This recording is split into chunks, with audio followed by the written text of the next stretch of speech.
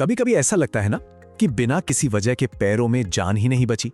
आज हम इसी बहुत जरूरी संकेत को समझने वाले हैं जो हमारा शरीर हमें दे रहा है, और ये भी जानेंगे कि ये एक ऐसी चेतावनी क्यों है जिसे हमें बिल्कुल भी नजरअंदाज नहीं करना चाहिए। क्या ऐसा महसूस होता है जिससे पैर अब अपने ही नहीं रहे, या फिर चलते हुए गिरने का डर सताता है? सीढ़ियां चढ़ते वक्त ये ख्याल आता है कि पैर कहीं धोखा ना दे दें। देखिए, ये सिर्फ बढ़ती उम्र की निशानी नहीं है, ये एक बहुत ही गंभीर चेतावनी हो सकती है। तो चलिए देखते हैं कि हम आज क्या क्या समझने वाले हैं।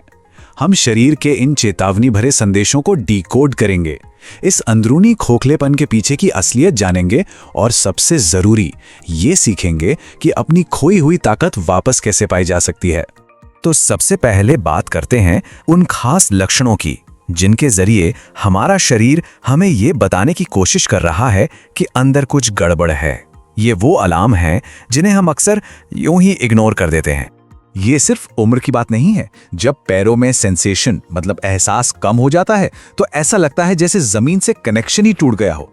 इससे गिरने का खतरा बहुत ज्यादा बढ़ जाता है, खासकर कम रोशनी में, और ये एक परमानेंट चोट की वजह भी बन सकता है।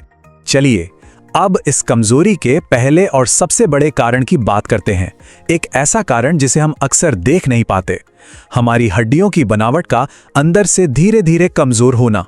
मेडिकल भाषा में इस कंडीशन को ऑस्टियोपोरोसिस कहते हैं। सोचिए, ये एक ऐसी खामोश बीमारी है जो बाहर से तो दिखती नहीं, पर अंदर ही अंदर शरीर की नींव को खोखला कर देती है, और इस हालत में एक मामूली सी ठोकर भी कूल्हे या रीढ़ की हड्डी में फ्रैक्चर का कारण बन सकती है।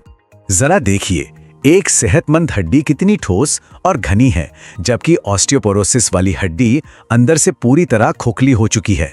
ये इस बात का साफ साफ संकेत है कि शरीर में विटामिन डी और कैल्शियम की गंभीर कमी है। और यहीं पर लोग एक बहुत बड़ी गलती कर बैठते हैं।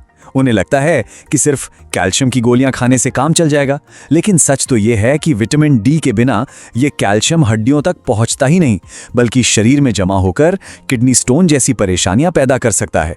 असल में विटामिन डी ही वो चाबी है जो कैल्शियम के लिए हड्डियों का ताला खोलती है। हड्डियों के अलावा दो और बहुत जरूरी सिस्टम हैं जो खतरे में हो सकते हैं, हमारा नर्वस सिस्टम और हमारा ब्लड सर्कुलेशन।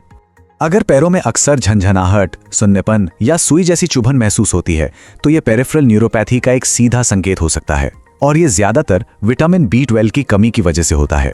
इसको ऐसे समझिए जैसे बिजली के तार पर एक प्लास्टिक की परत होती है ना, जो उसे प्रोटेक्ट करती है, वैसे ही हमारी नसों पर भी माइलिन शीथ नाम की एक प्रोटेक्टिव लेयर होती है।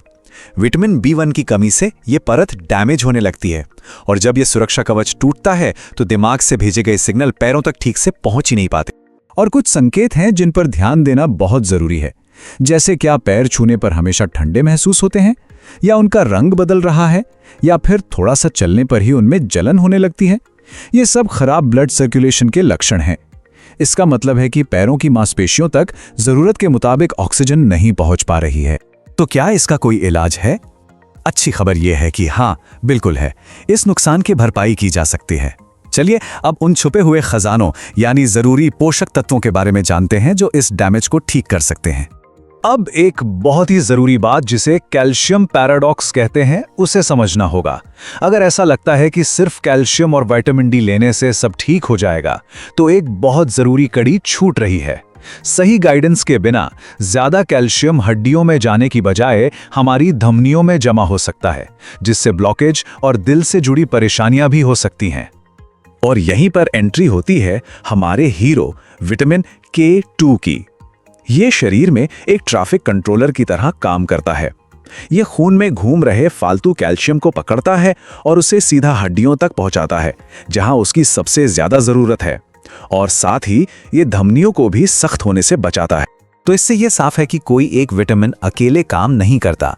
Vitamin K2, B vitamins, magnesium, vitamin E और विटामिन C, ये सभी पैरों की पूरी सेहत के लिए एक टीम की तरह मिलकर काम करते हैं। तो चलिए अब सीधे सीधे बात करते हैं कि इन जरूरी न्यूट्रिएंट्स के लिए हमें खाना क्या है। एक बहुत ही सीधी और असरदार फूड प्लान। बादाम, अखरोट, हरी पत्तेदार सब्जियां और कद्दू या सूरजमुखी के बीज, इन्हें अपनी डाइट में शामिल करने से पहले और बाद का फर्क साफ महसूस किया जा सकता है। ये वो छोटी छोटी चीजें हैं जो नसों और हड्डियों को अंदर से मजबूती देती हैं।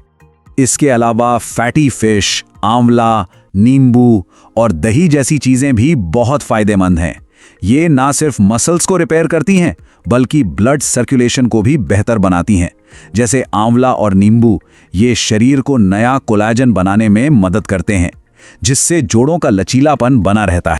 और हाँ, खाने पीने के साथ साथ ये आसान आदतें भी बहुत बड़ा फर्क ला सकती हैं। रोज सुबह की धूप लेना, हल्की फुल्की स्ट्रेचिंग करना, तिल या सरसों के तेल से मालिश और अगर मुमकिन हो तो नंगे पैर घास पर चलना, ये सब पैरों के नर्वस सिस्टम को एक्टिवेट करने के नेचुरल और बहुत असरदार तरीके हैं। देखिए, आखिर में ये सब कुछ अपनी सेहत का कंट्रोल वापस अपने हाथ में लेने के बारे में है। ये सिर्फ पैरों का सवाल नहीं है, ये हमारी पूरी जिंदगी की क्वालिटी का सवाल है। इस चेतावनी को गंभीरता से लेना बहुत जरूरी है। सवाल यह है कि क्या आने वाला समय किसी पर निर्भर होकर गुजारना है या फिर सम्मान के साथ अपने पैरों पर खड़े रहना है, और ये फैसला सिर्फ हमारा अपना है।